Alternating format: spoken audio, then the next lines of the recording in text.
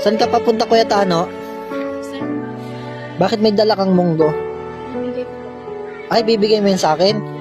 Ay, yung sinasabi ni nanay mo. Bilhin ko na lang yan. Kanina pa kita hinihintay. Kasi mayroon akong pa-surprise sa'yo. Ano po yun? Tiring ka muna, ma-surprise ako ngayon sa'yo. Ano muna yung munggo? Pa-surprise ngayon sa'yo ang kuya.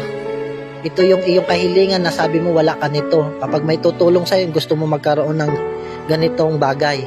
Ay sige, tanggalin mo na yung piring. Brother, Oo, para talaga yan sa'yo. Di ba sabi mo wala kang lagayan ng gamit? brother, hindi po ako makakapaniwala na magkakaroon po ng sarili ng damit. Ayan po yung damit. Maraming salamat po kayo ng kaganda. Ako po yung matagal po nag-aaral ngayon po. Ano bang grade mo na? Grade 5. Saan mo ba nilalagay yung mga damit mo? Sa sako lang? Ay, kaya pala gusto mo magkaroon ng lagayan ng damit.